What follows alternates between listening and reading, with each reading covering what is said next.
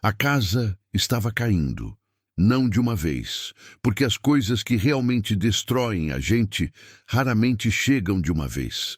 Vinham chegando em partes. Primeiro a telha do canto, que começou a deixar passar água meses atrás. Depois a parede do quarto, que abriu uma rachadura fina como linha de costura. Depois a cerca do lado de fora, que tombou num vento comum de fim de tarde. E Rosalina foi remendando o que conseguia, remendando com o que tinha. Um pano aqui, um tijolo encostado ali, a própria esperança servindo de massa de cimento, onde a massa real já tinha acabado. Mas naquela manhã de quinta-feira, no 25º dia, desde que Dirceu foi embora, ela entendeu que não dava mais para remendar. O teto do quarto cedia de forma visível agora.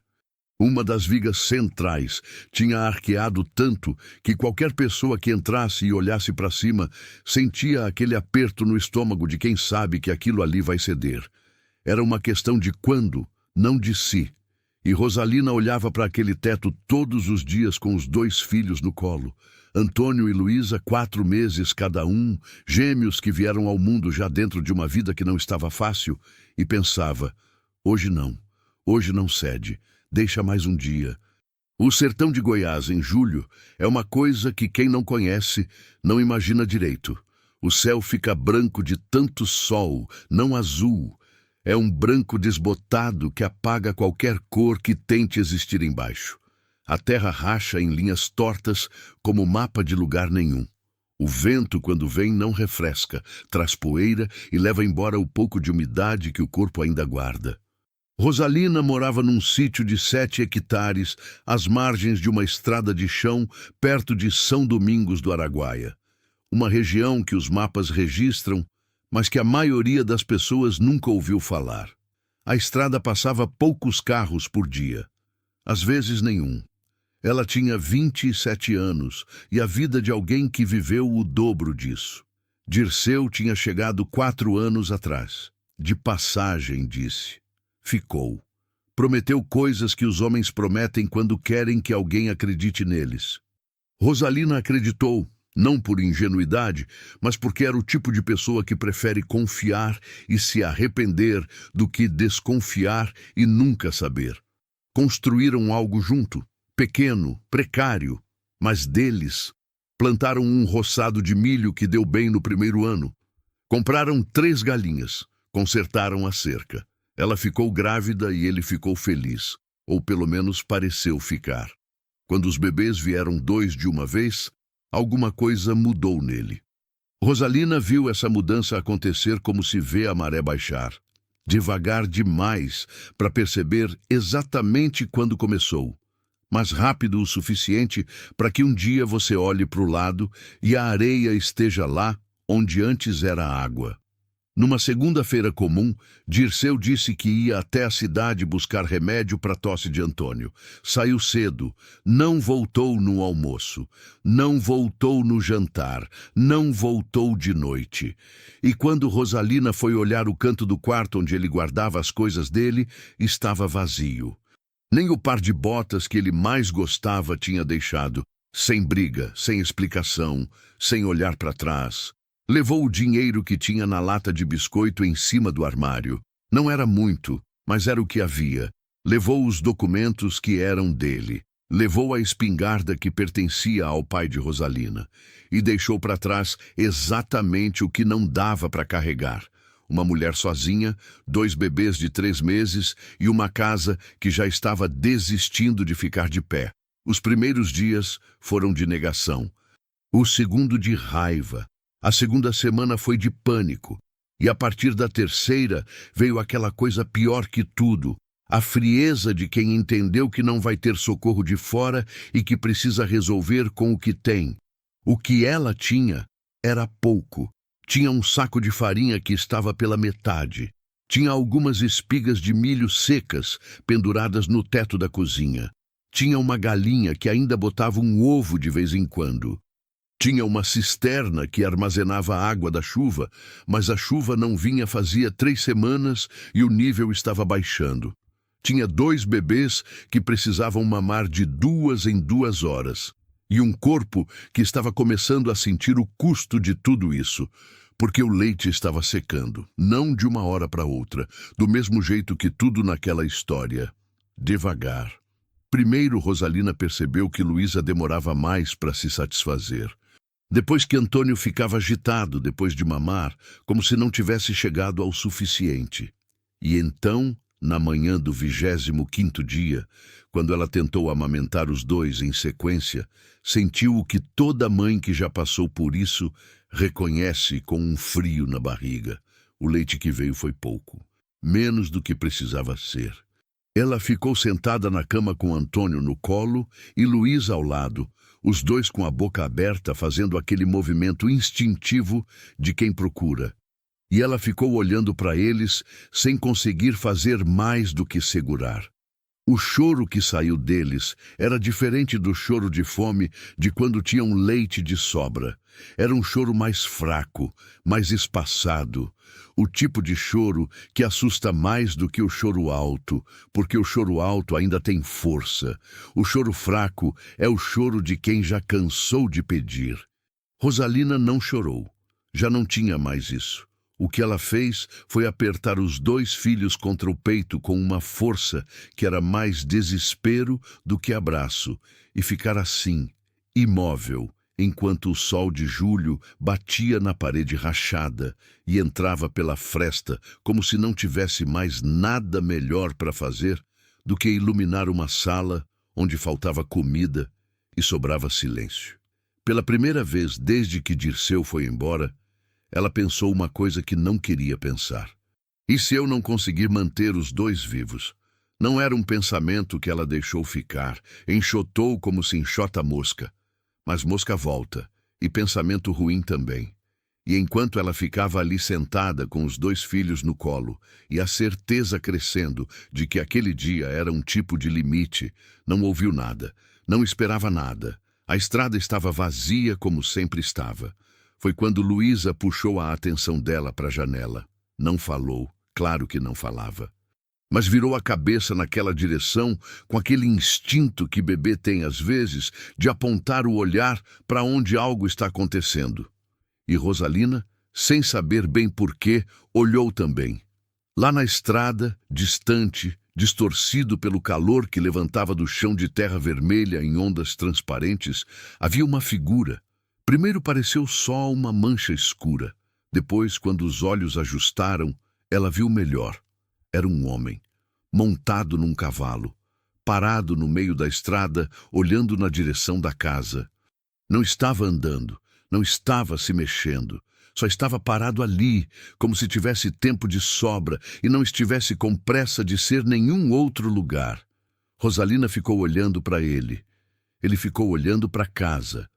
O sol batia entre os dois com aquela indiferença que o sertão tem com o que acontece embaixo dele, e por um segundo, só um, ela pensou numa coisa estranha, que aquele homem parado na estrada era ou o fim de alguma coisa ou o começo de outra, e ela já não tinha forças para ter medo. Então ficou esperando, ele ficou parado na estrada por um tempo que Rosalina não soube medir. Podia ter sido 2 minutos, podia ter sido 10. No sertão de julho, com o sol daquele jeito e o silêncio pesando em cima de tudo, o tempo perde a medida exata que tem nas cidades. Ele parou, olhou, e ela ficou na janela olhando de volta. Os dois bebês quietos no colo, como se até eles tivessem entendido que aquele momento pedia atenção. O homem não era jovem. Isso ela viu mesmo com a distância. A postura no cavalo era a postura de quem passou a vida inteira em cima de um, não rígida, não relaxada demais, mas aquele equilíbrio específico de corpo que já aprendeu que cavalo e ginete precisam se entender para andar bem. O chapéu de couro na cabeça estava desgastado nas abas, do tipo que não é comprado novo faz muito tempo. A roupa era simples, camisa de manga comprida mesmo no calor, calça de trabalho, botina com barro seco na sola. O cavalo era belo. Um baio de porte largo, pescoço firme, que ficou parado na estrada com uma tranquilidade que combinava com o dono.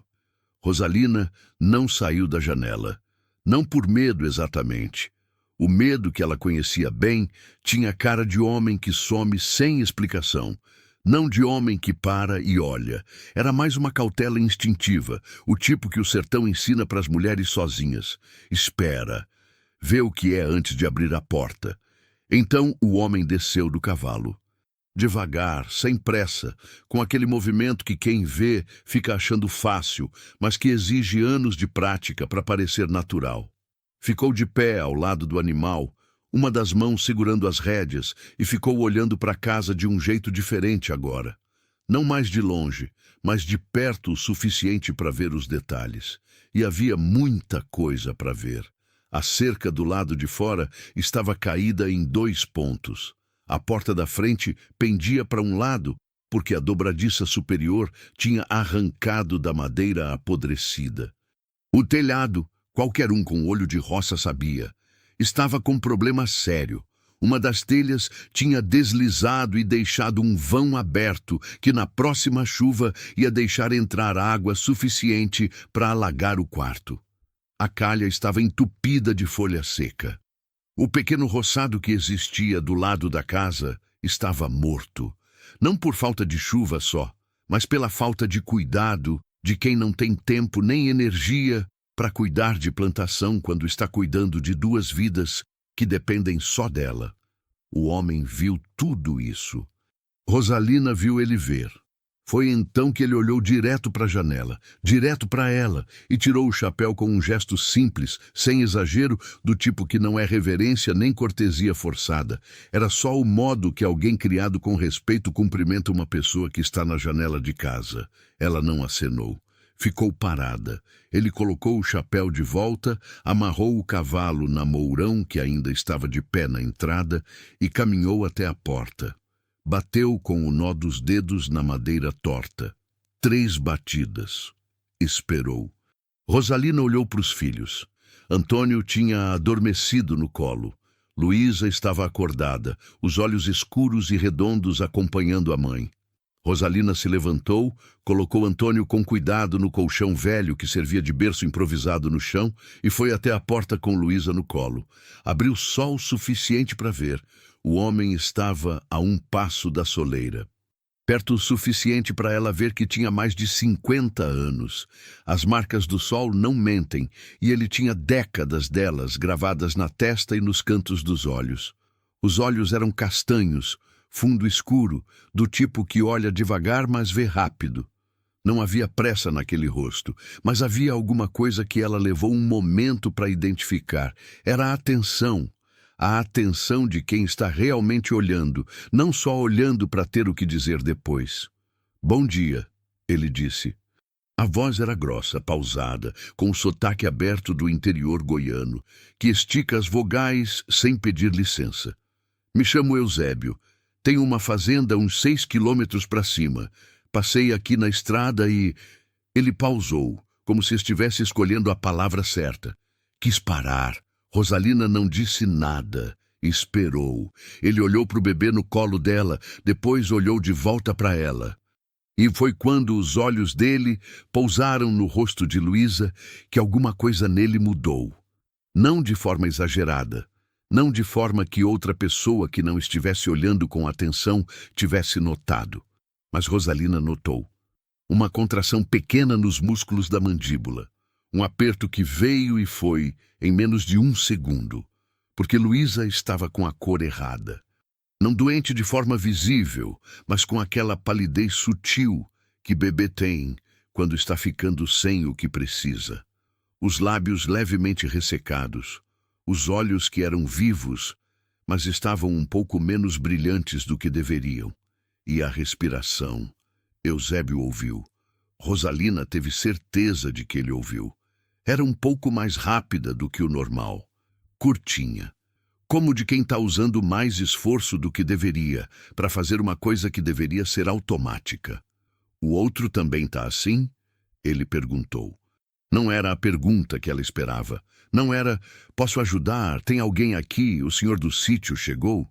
Era direto ao ponto, sem rodeio, sem a delicadeza forçada de quem quer parecer que não percebeu o que percebeu. Antônio está dormindo, ela respondeu. A própria voz a surpreendeu. Estava mais rouca do que ela lembrava. Fazia quanto tempo que ela não falava com um adulto? Faz quantos dias que eles estão assim? Uns 3. Ele assentiu devagar. Olhou para o teto da casa, a parte visível de onde estava, a viga que arqueava sobre a sala. Depois olhou para o poço no lado do terreiro. Tem água no poço? Tá baixando. Comida? Ela hesitou. Não era o tipo de coisa que se responde para estranho. Mas havia algo naquele homem, na forma como ele perguntava sem julgamento, como se fosse levantamento e não interrogatório, que fez ela responder. Farinha, um pouco de milho, uma galinha. Ele ficou quieto por um momento. Não de surpresa. Era o silêncio de quem está pensando, não de quem não sabe o que dizer. Tá bem, ele disse por fim. Eu volto. Virou e foi embora. Subiu no baio, sem cerimônia, ajeitou as rédeas e partiu pela estrada de terra no mesmo passo calmo que tinha chegado. Rosalina ficou na porta com Luísa no colo, assistindo o cavalo levantar poeira vermelha até virar mancha e a mancha sumir na curva da estrada. Ela não sabia o nome completo dele, não sabia de onde vinha exatamente. Não sabia se voltava ou se tinha dito aquilo do jeito que se diz, tchau, sem querer dizer até logo. Fechou a porta. Voltou para o quarto. Pegou Antônio no colo junto com Luísa e ficou com os dois, um em cada braço, encostada na parede que tinha a rachadura fina como linha de costura. Passou a tarde esperando, sem querer admitir que estava esperando. O sol foi descendo. O calor foi mudando de cor, do branco do meio-dia para o laranja do fim de tarde que o cerrado goiano tem e que seria bonito se a pessoa estivesse num estado de espírito para achar coisa bonita. Rosalina ferveu os últimos punhados de fubá que tinha. Deu para ela mesma. Amamentou os 2 bebês com o pouco que o corpo ainda dava e ficou na cama olhando para o teto arqueado, contando o tempo que faltava para escurecer. Foi então que ouviu. Um som que o sertão a gente aprende a identificar antes de ver. Casco de cavalo em chão de terra. Não um, vários. E junto com o som dos cascos, outro som que demorou 1 segundo para ela identificar porque era inesperado demais. O som de água, de galão plástico batendo em couro de arreio. Ela se levantou. Quando abriu a porta, Eusébio estava descendo do baio na frente da casa. Atrás dele, amarrado por uma corda curta, vinha um segundo animal. Um muar carregado com 2 galões grandes de água, um saco de mantimentos e, amarrada por cima de tudo, uma lona dobrada. Ele não disse boa tarde. Não disse que tinha voltado como prometeu. Só olhou para ela e disse, onde quer que eu ponha a água? Rosalina ficou parada na soleira por 1 segundo. Só um. Depois se afastou para deixar ele passar. Eusébio entrou carregando o primeiro galão como se não pesasse. E pesava. 20 litros pesam muito. E foi até a cozinha sem precisar que ela indicasse onde era, porque cozinha em casa de roça tem um cheiro específico que não engana. Colocou o galão no chão. Voltou para buscar o outro. Depois o saco. Arroz, feijão, fubá, rapadura, uma garrafa de azeite. Colocou na mesa da cozinha com o mesmo cuidado com que teria colocado em casa. Rosalina não disse obrigada ainda. Não porque fosse ingrata, porque estava com o nó na garganta do tipo que, se você abre a boca, não sabe o que vai sair. Eusébio foi até a porta dos fundos, olhou para o quintal. Olhou para o telhado de fora. Depois veio de volta para a sala e ficou parado olhando para o teto com aquela atenção profissional de quem sabe o que está vendo. A viga central vai ceder, ele disse. Não para assustar, só para dizer o que era verdade. Com chuva, cede na hora. Sem chuva, cede do mesmo jeito, só demora mais. Eu sei, ela disse. Tenho material na fazenda. Posso trazer amanhã de manhã, ela o olhou. Por que o senhor está fazendo isso? A pergunta saiu direta, sem suavização, porque Rosalina não tinha energia para ser delicada. Era a pergunta que precisava ser feita e ela fez. Eusébio ficou quieto. Olhou para o chão por um momento, não envergonhado, mas como quem está procurando a resposta honesta no lugar certo. Quando levantou os olhos, disse: porque anos atrás teve uma vez que eu podia ter chegado mais cedo num lugar e não cheguei. Fez uma pausa. Não gosto de passar pela frente de uma casa e fingir que não vi. Ela não perguntou mais. Havia uma dor naquela frase que não precisava de explicação para ser entendida. Dor reconhece dor. É uma das poucas linguagens que não precisa de tradução. Eusébio, ela disse por fim. Obrigada. Ele assentiu uma vez. Pegou o chapéu que tinha tirado quando entrou, colocou de volta e foi até a porta. Amanhã cedo estou aqui. Saiu. Montou no baio. Partiu com o muar a reboque pela estrada de terra que estava cor de sangue com o último sol da tarde. Rosalina ficou na porta até ele desaparecer de novo. Desta vez, diferente. Desta vez, sem a pergunta de se ia voltar. Ele chegou antes do sol esquentar. Rosalina ainda estava amamentando Luísa quando ouviu o som do cavalo na estrada. Aquele som que ela já tinha aprendido a reconhecer em menos de 24 horas, o que dizia alguma coisa sobre como certas presenças entram na vida da gente antes mesmo de pedir permissão. Eusébio chegou com o baio e o muar de volta, mas desta vez o animal vinha carregado diferente. Madeira serrada, amarrada dos dois lados, um saco de telhas novas, ferramentas penduradas em gancho de couro. Martelo, formão, serrote, nível de bolso, rolo de arame. Ela foi até a porta com Luísa ainda no colo. Ele desceu do cavalo, olhou para ela, olhou para o bebê e disse: dormiu? Um pouco. Os dois? Antônio chorou muito de madrugada, mas passou. Ele assentiu, não perguntou mais. Foi até o muar. Começou a desarrear a carga com movimentos que eram memória de corpo. Rápidos, precisos, sem perder tempo com gesto desnecessário. Rosalina ficou observando da soleira. O senhor quer café? Ela perguntou. Tinha feito com o que ele trouxera na véspera. A primeira vez em dias que o cheiro de café tinha voltado para dentro daquela cozinha. Quero sim, ele disse sem parar o que estava fazendo. Mas deixa eu subir no telhado primeiro, antes que o sol esquente de vez. Ela fez o café. Colocou numa caneca de enamel, que era a que restava com cabo. Levou até fora e deixou no mourão da cerca, ao alcance dele quando descesse. Depois, voltou para dentro com os dois bebês e ficou fazendo o que precisava fazer. Trocar, limpar, tentar amamentar de novo com o corpo que ainda estava respondendo menos do que ela queria. Lá de fora, começou o som.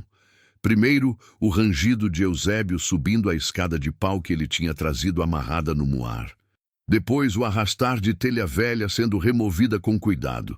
Depois, e esse foi o som que mudou o tom da manhã. A martelada.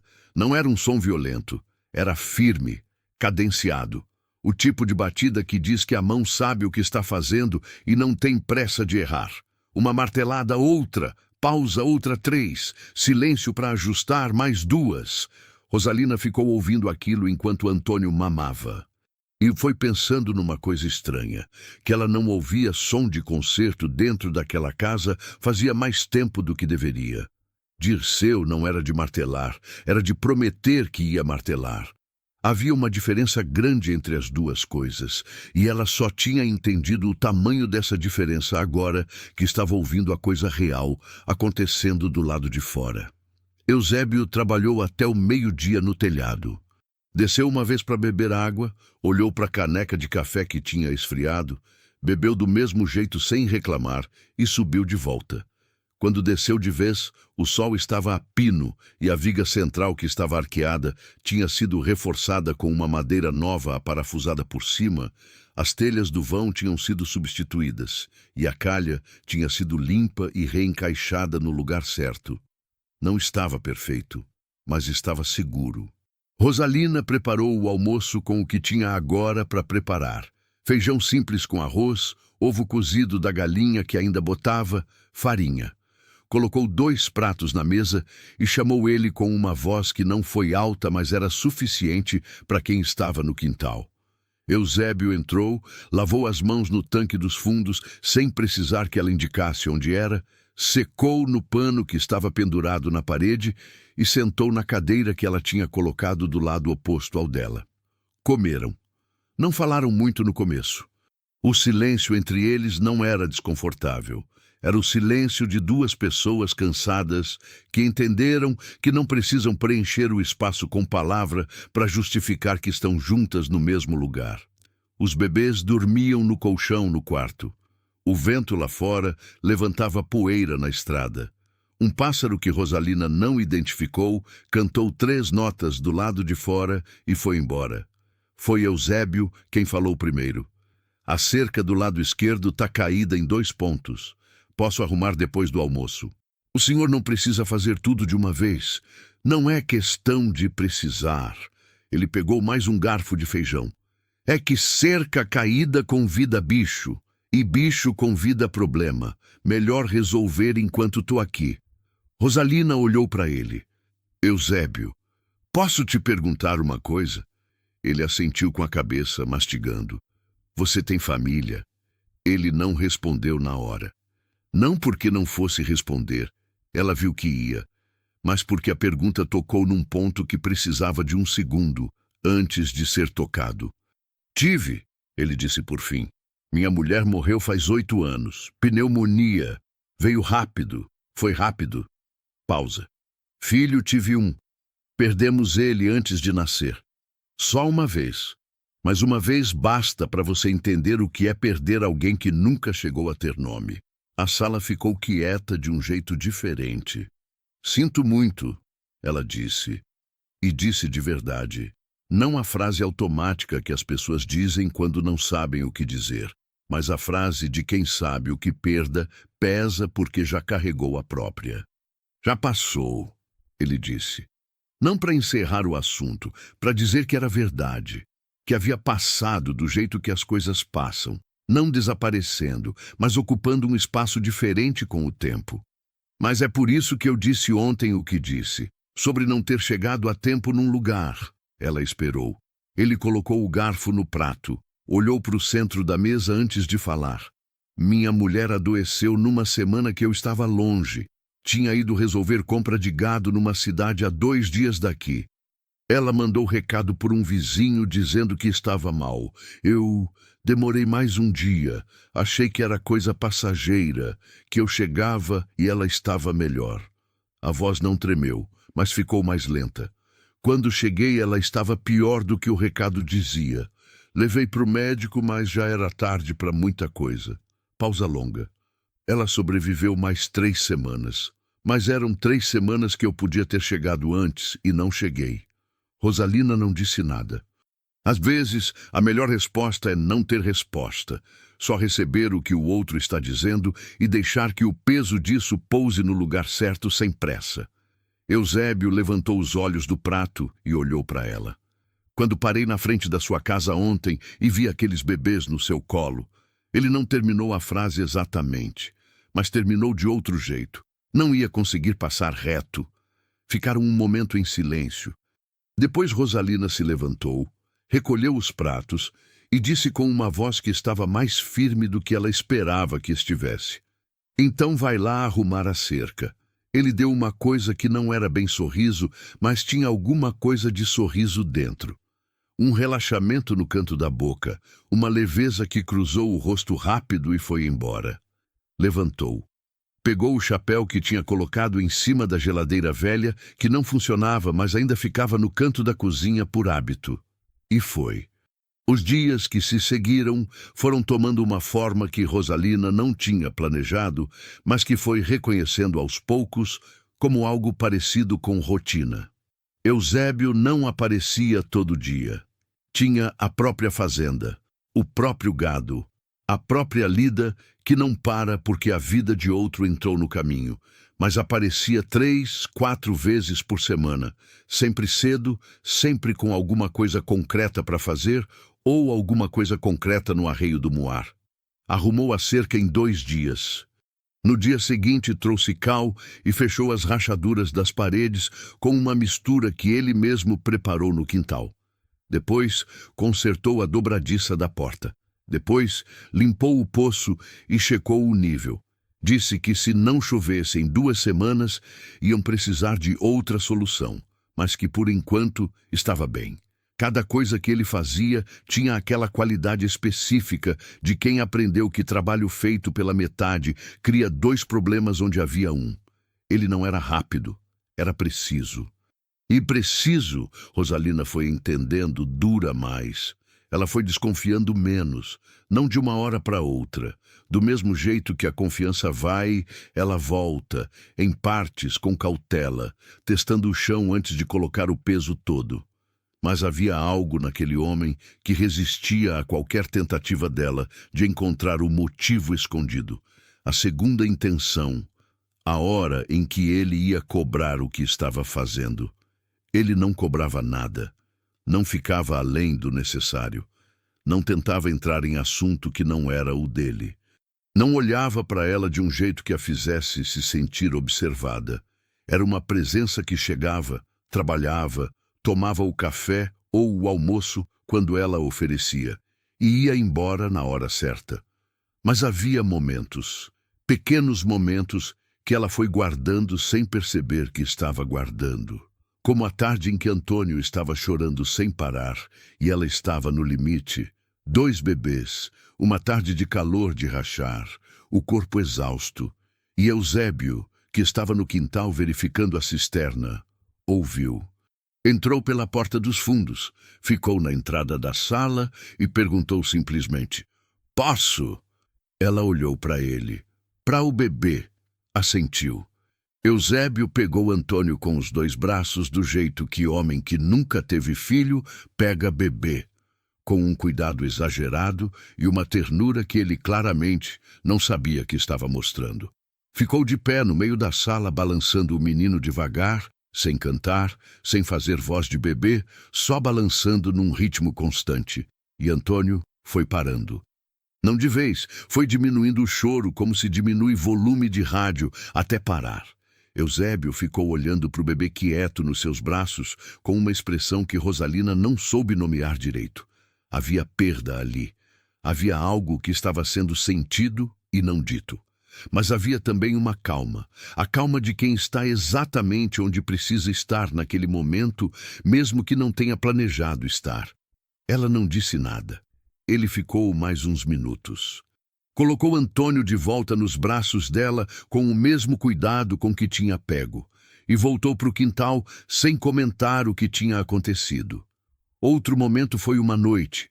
Eusébio já tinha ido embora horas antes, em que ela estava amamentando Luísa no escuro do quarto e percebeu que o leite tinha voltado mais do que nos dias anteriores. Não muito, mas o suficiente para Luísa mamar e parar por conta própria. Satisfeita, em vez de parar por falta. Era uma coisa pequena. Mas Rosalina segurou aquela criança no escuro e fechou os olhos e ficou assim por um longo tempo, sentindo aquela pequena coisa como se fosse grande. Porque às vezes a coisa pequena é a que tem mais peso, porque ela prova que o corpo ainda está tentando, que ainda há reserva, que ainda não acabou. O leite estava voltando, as crianças voltaram a chorar com força. E aquele choro, que antes a assustava porque era sinal de fome sem resposta, agora era sinal de vida sem dúvida. O choro alto, exigente, impaciente de bebê que sabe que vai ser atendido. A comida voltou ao fogo com regularidade. O quintal voltou a ter movimento.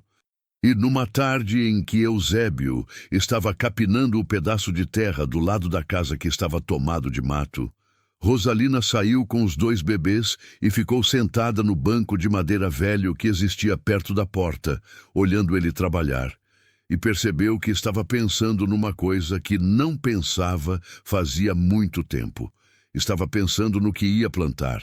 Não amanhã, não com pressa, mas estava pensando, e isso era diferente de não pensar, que era o que ela tinha feito nas últimas semanas.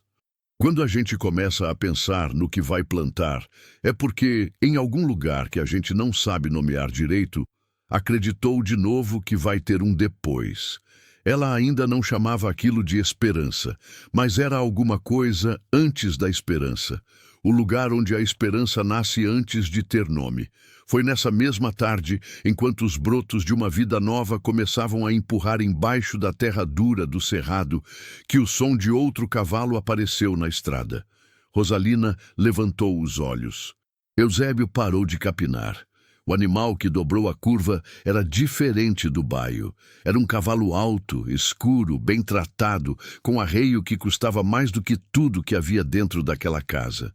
E em cima dele vinha um homem que Rosalina nunca tinha visto, mas que reconheceu na hora pelo jeito que estava sentado, o jeito de quem está chegando num lugar que considera seu. O homem parou na frente da casa, olhou para ela, olhou para Eusébio, olhou para a casa. E então tirou o chapéu. Não como Eusébio tinha tirado com respeito simples, mas com o gesto de quem está fazendo uma concessão que não deve nada a ninguém. Boa tarde, ele disse. A voz era firme, pausada, do tipo que acostumou a ser ouvida. Eu sou Valdomiro Lacerda. Essa terra aqui tem dono registrado, e a senhora... Ele olhou para Rosalina de cima a baixo, não com desrespeito explícito, mas com aquela frieza de quem não precisa ser explícito. Não é ela. O silêncio que caiu sobre o terreiro foi diferente de todos os silêncios anteriores daquela tarde.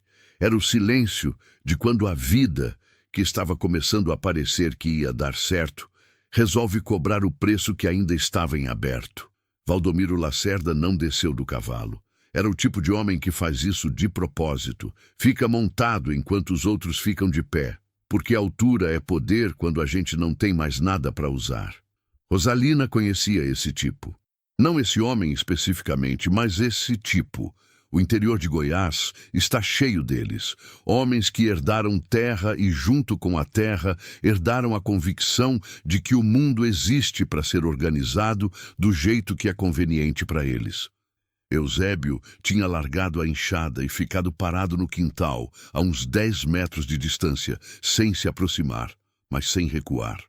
Rosalina ficou no banco com os 2 bebês, Antônio num braço, Luísa no outro, e olhou para o homem no cavalo com uma calma que por dentro não existia, mas que o rosto dela aprendeu a mostrar, porque mostrar o medo certo na hora errada pode custar caro. Essa terra pertence ao espólio de Januário Cardoso, Valdomiro disse, como quem está lendo um documento que já decorou. Januário morreu sem herdeiro direto. A propriedade entrou em inventário e foi arrematada em leilão no ano passado. Pelos meus advogados, ele fez uma pausa calculada. Eu sou o dono dessa terra há 11 meses. Rosalina não respondeu na hora. Não porque não soubesse o que dizer, mas porque estava processando. Januário Cardoso era o nome do homem que tinha deixado Dirceu usar aquela terra por um acordo verbal que nunca virou papel. Ela sabia disso. Sempre soube que a situação era precária. Terra sem escritura é terra que pode sumir da mão a qualquer momento. Mas quando a vida está difícil, a gente empurra os problemas futuros com a barriga, porque os problemas presentes já ocupam o espaço todo. O problema futuro tinha chegado. Eu sei que a situação é delicada, Valdomiro continuou, com aquele tom de quem fingiu consideração tantas vezes que já esqueceu que está fingindo. Por isso, não vim com oficial de justiça, vim pessoalmente para dar oportunidade de resolver na conversa. Olhou para os bebês. Por um momento a máscara escorregou 1 milímetro, não de compaixão, mas de cálculo. 30 dias é o que eu dou. 30 dias para a senhora organizar suas coisas e deixar a propriedade livre. 30 dias, ela repetiu. Não como pergunta, como quem está testando o peso da coisa para ver se é real. 30 dias! Ele recolocou o chapéu com aquele gesto de finalização que os homens assim usam para dizer que o assunto está encerrado do lado deles, independente de como ficou do lado do outro. Se a senhora ainda estiver aqui quando eu voltar, eu não volto sozinho. Virou o cavalo. Saiu pela estrada no mesmo trote alto e seguro com que tinha chegado, levantando uma poeira que demorou mais do que ele para se assentar. Rosalina ficou olhando para a estrada vazia. Os bebês estavam quietos, como se tivessem entendido que aquele não era momento de exigir atenção. Ou como se o silêncio que caiu sobre o terreiro fosse pesado demais até para eles atravessarem com choro. Eusébio caminhou devagar do quintal até onde ela estava. Ficou de pé ao lado do banco. Não sentou. Ficou parado do jeito que se fica quando não se sabe se o outro quer companhia ou quer ficar sozinho. E a resposta honesta é que provavelmente precisa das duas coisas ao mesmo tempo. Você ouviu tudo? Ela perguntou sem olhar para ele. Ouvi. Então sabe que não tem o que fazer. Eusébio ficou quieto por um momento. Depois disse, quanto ele pagou pela terra? Ela olhou para ele. Por quê? Preciso saber o valor. Eusébio. Rosalina. Era a primeira vez que ele dizia o nome dela diretamente, com aquela firmeza que não é rispidez, mas é determinação. Quanto ele pagou? Ela suspirou fundo. Olhou para o horizonte onde a poeira de Valdomiro ainda estava se dissipando no ar quente. Dirceu me falou uma vez que Januário tinha avaliado a terra em 20 cabeças de gado. Era o que ele ia tentar comprar antes de... Ela não terminou a frase. Não precisava. Dinheiro eu não sei quanto é, mas era isso que Januário queria. Eusébio assentiu muito devagar. Ficou parado por mais um momento. Depois pegou o chapéu, olhou para o sol que estava descendo no horizonte do cerrado e disse, vou indo. Ela o olhou. Já? Tenho coisa para resolver. Colocou o chapéu. Começou a caminhar para o cavalo. Depois parou sem virar. Não se preocupa com Valdomiro. Eusébio! Ela chamou. Ele parou. Não faz nada que você vai se arrepender. Ele ficou quieto por um segundo. Depois continuou andando. Montou no baio, ajeitou as rédeas e partiu pela estrada de terra que estava cor de ferrugem com a luz do fim do dia. Rosalina ficou na porta olhando ele ir até sumir na curva. E foi a segunda vez que aquela sensação estranha voltou. Aquela que ela não conseguia nomear direito, que era diferente de quando Dirceu sumia, porque Dirceu sumia sem deixar nada. E Eusébio sumia deixando tudo ainda no lugar. Mas dessa vez havia alguma coisa a mais naquela sensação. Havia medo, não o medo de antes, o medo de não conseguir, o medo de não ter, o medo de ficar sozinha com 2 bebês que precisavam de mais do que ela tinha para dar. Era um medo diferente, mais novo, mais incômodo de um jeito específico. O medo de quem percebe que começou a contar com alguém e não sabe o que acontece se esse alguém também não voltar. Ela não dormiu bem naquela noite. Ficou acordada, ouvindo os bebês respirarem, o som mais tranquilizador e mais angustiante que existe, esse som de vida pequena que depende de você. E ficou pensando em 20 cabeças de gado. Sabia o que 20 cabeças de gado eram para um fazendeiro de porte médio no interior de Goiás. Era segurança, era reserva. Era o que ficava depois que tudo mais ia embora. Porque gado é o patrimônio que o pequeno produtor guarda como se guarda osso. É o último a ir, porque quando vai junto à fundação de tudo. Eusébio tinha uma fazenda de tamanho médio. Ela não sabia exatamente quantas cabeças ele tinha. Ele nunca tinha falado, e ela nunca tinha perguntado, porque não era o tipo de coisa que se pergunta. Mas sabia, pelo jeito que ele vivia, pelo equipamento que tinha, pelo estado do muar e do baio, que não era homem rico. Era homem que tinha o suficiente porque trabalhou a vida inteira pelo suficiente. E o suficiente, às vezes, é exatamente o que uma decisão errada leva de vez. Na madrugada, Luísa acordou com febre. Não alta, mas febre. Rosalina percebeu pelo calor diferente da testa quando foi amamentar. Pela agitação que não era fome, mas era desconforto.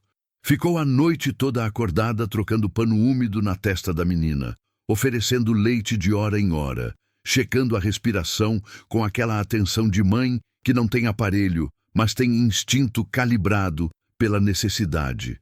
A febre passou antes do amanhecer. Luísa adormeceu pesado, o corpo finalmente relaxando depois de horas de luta que ela nem entendia que estava travando.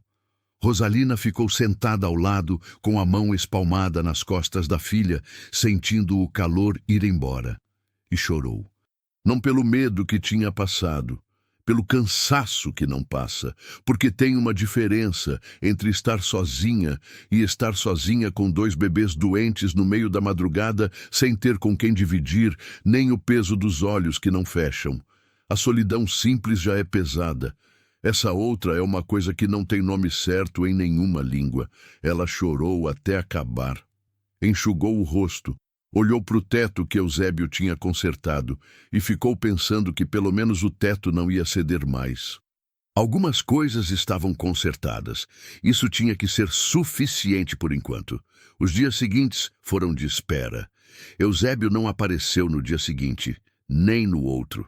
Rosalina foi fazendo a lida, cuidando dos filhos, cozinhando com o que tinha, varreu o terreiro, foi até o poço verificar o nível, ficou de olho na galinha que estava estranha, como se o animal também tivesse percebido que algo estava diferente no ar.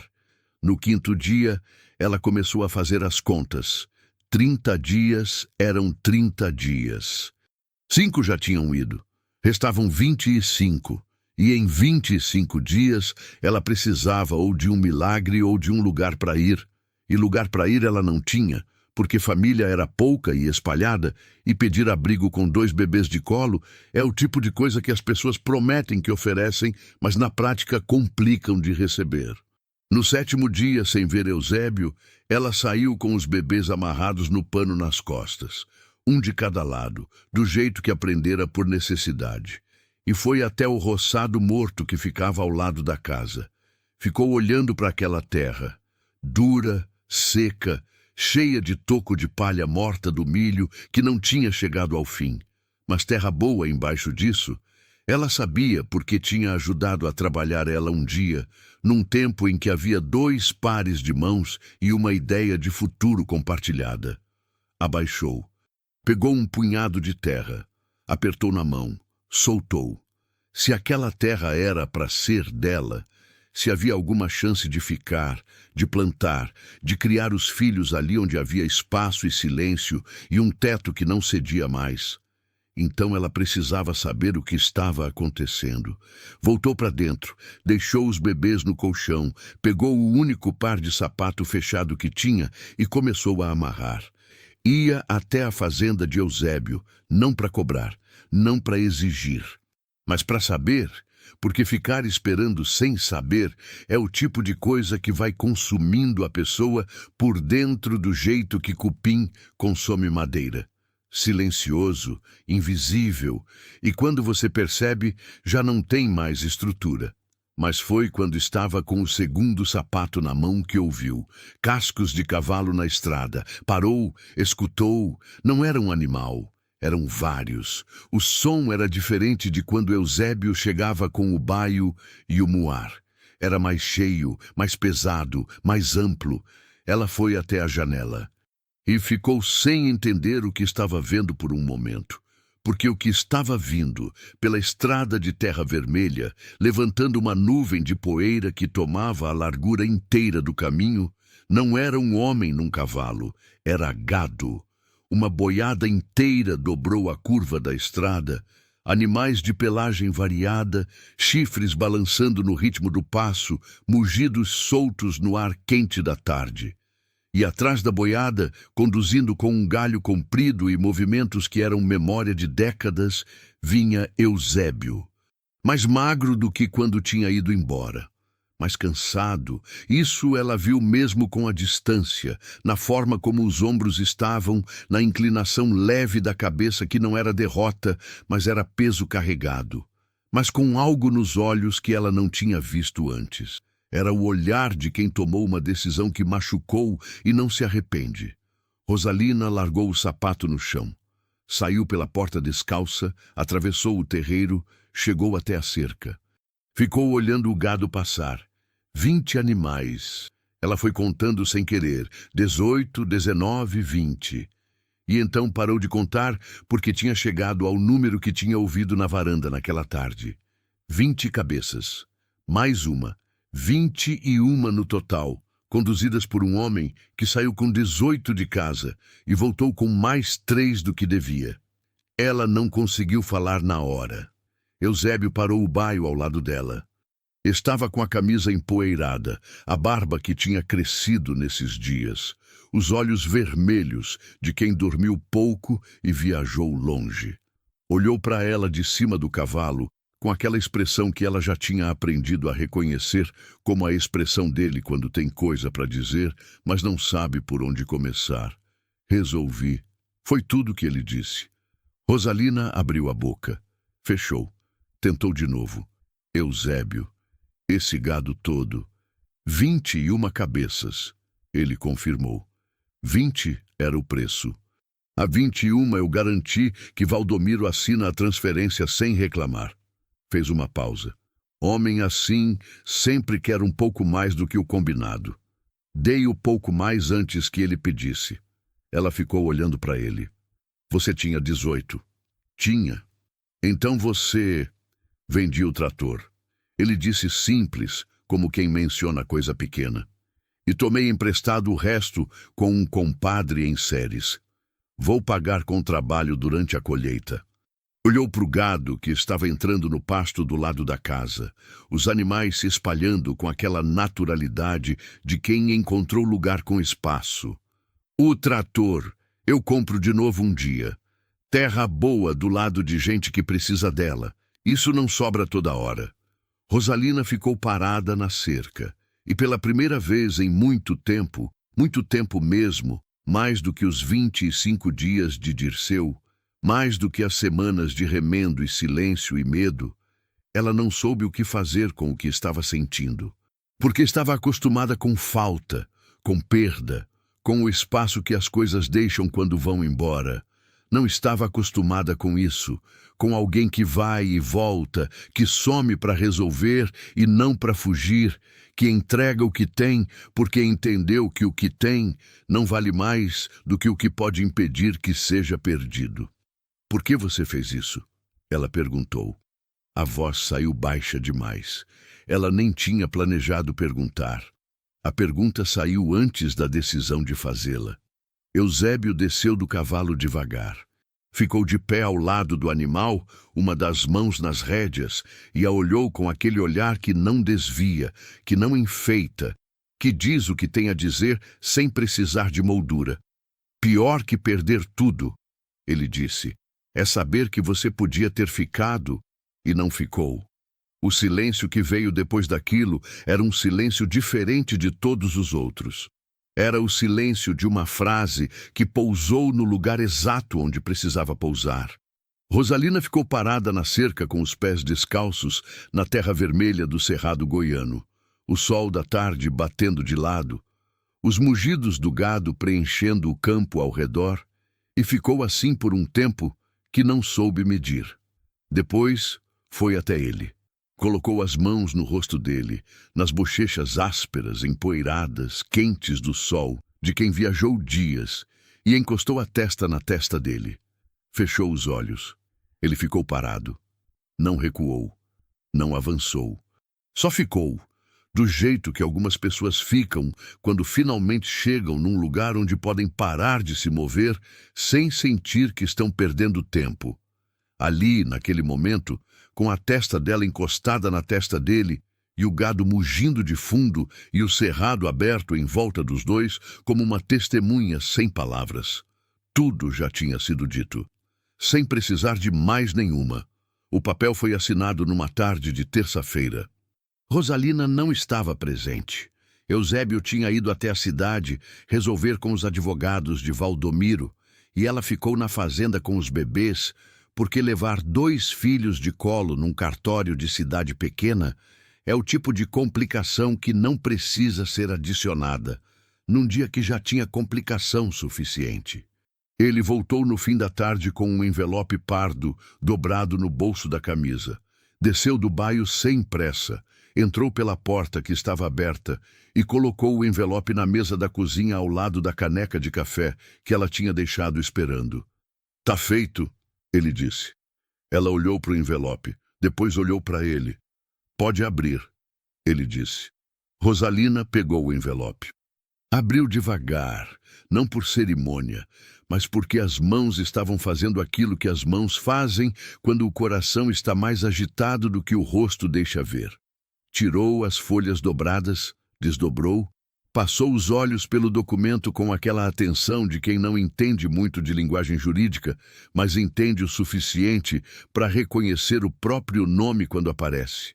E o nome dela estava lá: Rosalina Aparecida Moura, constando como proprietária legal de 7 hectares de terra no município de São Domingos do Araguaia, estado de Goiás. Ela ficou olhando para o próprio nome por um tempo que não soube medir.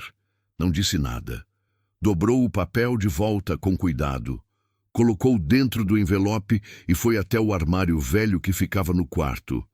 O armário que era de sua mãe, que ela tinha trazido quando veio para cá. A única peça de mobília que era definitivamente dela antes de qualquer coisa. Abriu a gaveta de cima. Colocou o envelope lá dentro. Fechou. Voltou para a cozinha. Pegou a caneca de café que tinha deixado para ele e levou até onde ele estava sentado. "Obrigada", ela disse. Só isso. Mas disse olhando nos olhos, que é onde obrigada de verdade mora. Não na palavra, mas no lugar de onde a palavra sai. Eusébio tomou o café. Olhou para o quintal pela janela. E ficou assim por um momento, calado, com aquela calma que Rosalina já tinha aprendido que não era distância. Era o jeito dele de estar presente sem precisar preencher o espaço com som. "O roçado", ele disse de repente. "O quê?" "Se você quiser, eu ajudo a preparar o roçado." Olhou para ela. "Terra aqui é boa. Um pouco de milho, feijão de corda, talvez machixe do lado da cerca. Dá tempo de plantar antes de outubro se a gente começar logo." Ela ficou olhando para ele. "Eusébio, você já fez demais. Não fiz nada que eu não queria fazer. Você perdeu o trator, vendeu gado, tomou dívida." "Tomei emprestado", ele corrigiu. "E tô pagando. Já acertei com meu compadre os dias de serviço na colheita." Fez uma pausa. "Trator eu compro de novo quando tiver condição. Não é a primeira vez que começo de baixo." Rosalina ficou parada na soleira da cozinha com os braços cruzados, olhando para esse homem sentado na cadeira de madeira da sua cozinha, tomando café na caneca de enamel, olhando para o quintal com a serenidade de quem está pensando em plantio. E teve aquela sensação que às vezes pega a gente de surpresa, que não avisa antes de chegar, que não é grande nem barulhenta, mas é funda. A sensação de que aquilo ali era real, não temporário, não frágil, não construído em cima de promessa bonita que desfaz no primeiro vento. Era a coisa sólida, calosa, honesta, que se constrói com trabalho e silêncio e escolha repetida todo dia. A escolha de ficar, de fazer, de não ir embora quando fica difícil. Era uma sensação nova e, ao mesmo tempo, parecia a coisa mais antiga do mundo. O roçado foi preparado ao longo de 2 semanas. Eusébio vinha cedo, ficava até o fim da tarde e ia embora quando o sol já estava quase sumindo atrás do cerrado. Rosalina trabalhou junto, não porque ele tivesse pedido, mas porque aquela terra era dela agora, e terra da gente se trabalha com as mãos da gente. Amarrou os bebês nas costas em revezamento, um de cada vez, enquanto o outro dormia na sombra, numa esteira que Eusébio tinha trazido de casa sem que ela pedisse. Capinaram, revolveram a terra com enxada. Eusébio trouxe calcário do sítio dele para corrigir a acidez do solo. Ele conhecia a terra, sabia olhar para a cor da terra e sentir o que faltava, o que sobrava, o que precisava de ajuda antes de receber semente.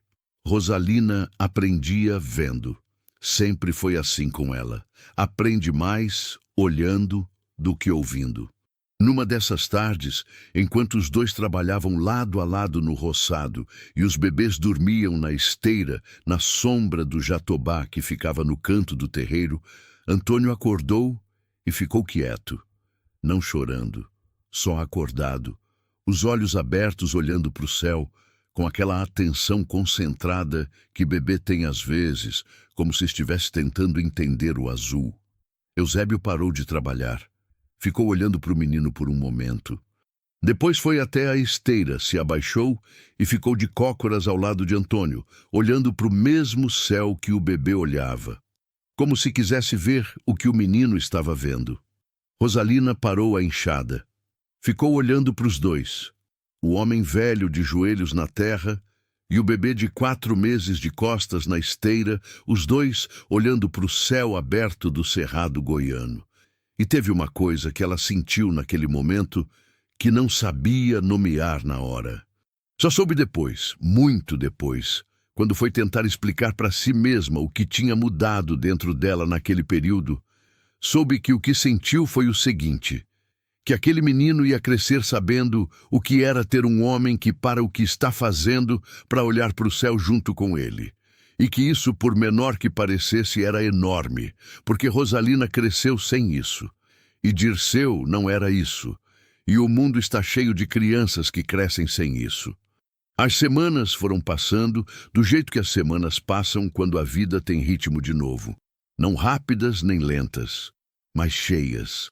Cheias de trabalho, de cuidado, de pequenas coisas que vão se empilhando e constroem, tijolo por tijolo, a estrutura de uma existência que faz sentido. O roçado foi plantado. As primeiras mudas saíram da terra numa manhã de outubro em que tinha chovido de madrugada, e a terra estava escura e úmida e cheirando àquele cheiro específico de cerrado molhado que não tem igual em nenhum lugar do mundo. Rosalina foi ver as mudas sozinha, cedo, antes mesmo de Eusébio chegar.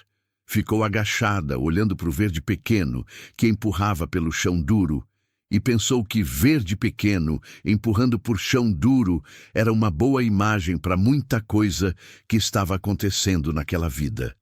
Antônio e Luísa foram crescendo com a obstinação que bebê tem, de crescer independente do que está acontecendo ao redor. Luísa era a mais agitada, já tentava rolar, ficava impaciente quando colocavam ela de costas, exigia atenção com choro que não era sofrimento, mas era personalidade. Antônio era mais calmo, mais observador, ficava muito tempo só olhando para o que tinha na volta, como se estivesse fazendo inventário do mundo.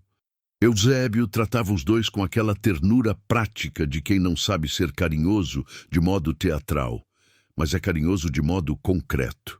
Trocava quando precisava trocar, sem fazer cara feia, carregava sem reclamar do peso, ficava do lado quando choravam sem precisar que ninguém pedisse.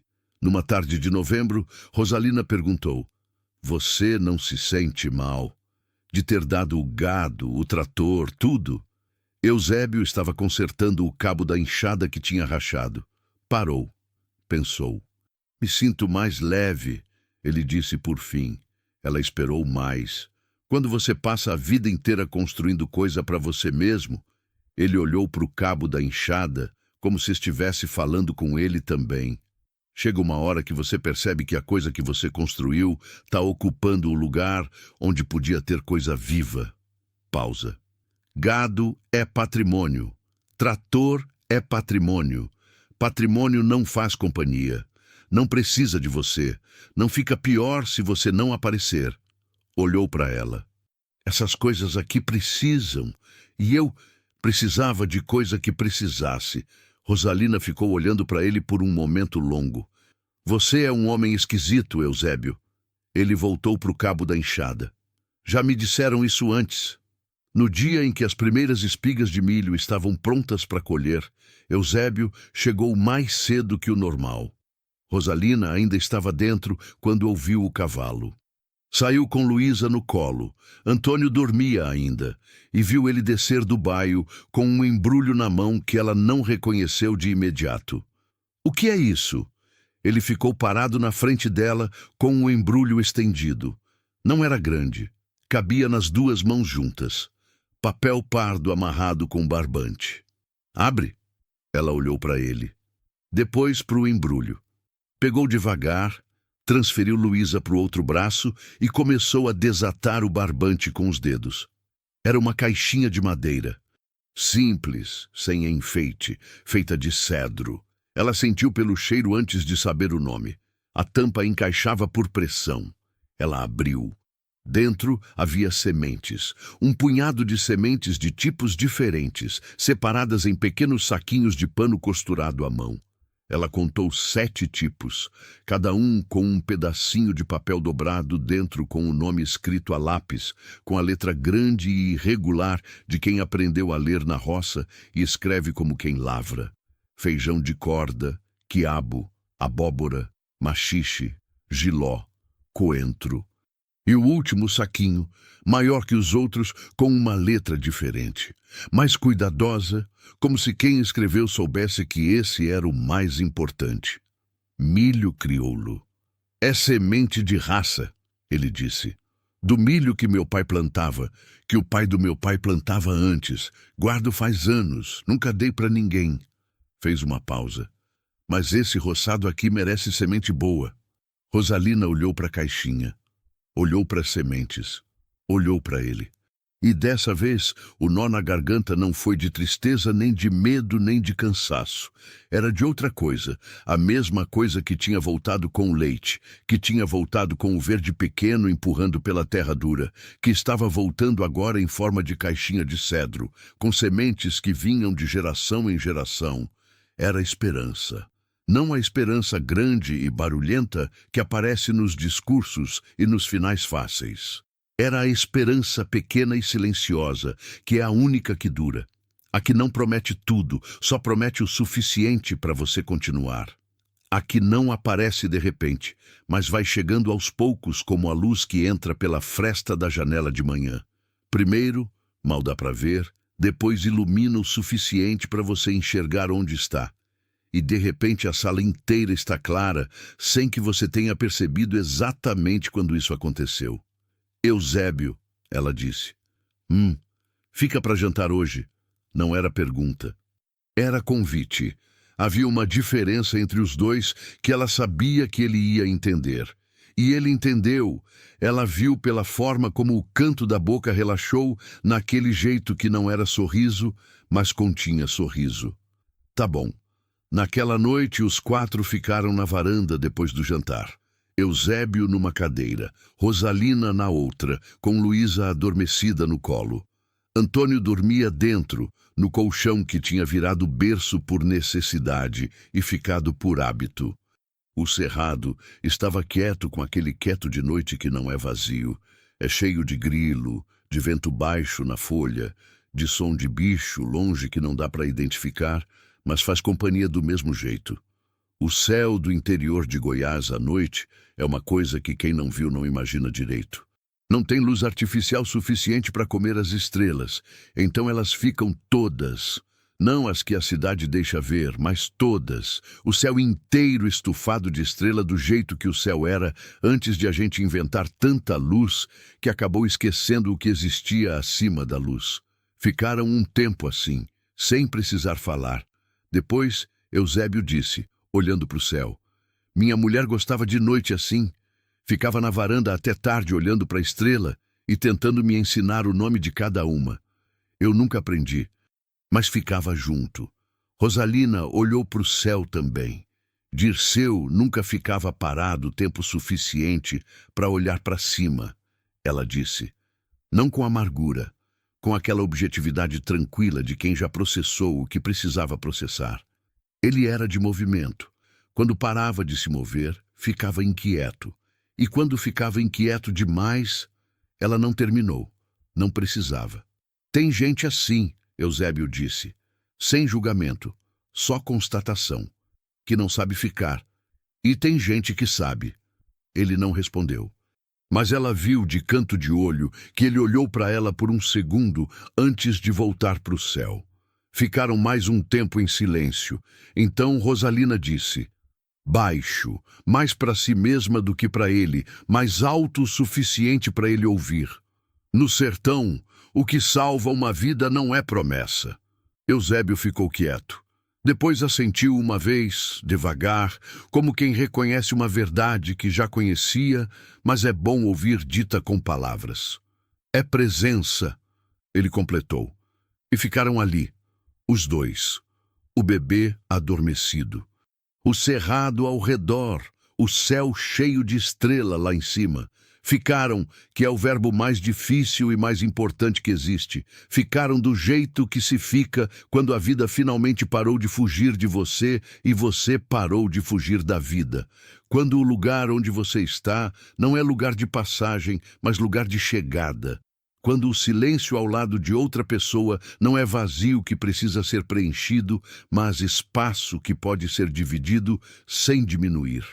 Do lado de fora, no roçado preparado com as mãos dos dois, as primeiras mudas do milho crioulo, o milho do pai de Eusébio, guardado por décadas, dado pela primeira vez, estavam crescendo na terra vermelha do cerrado goiano. Devagar, com raiz funda, do jeito que as coisas que duram crescem. Fim.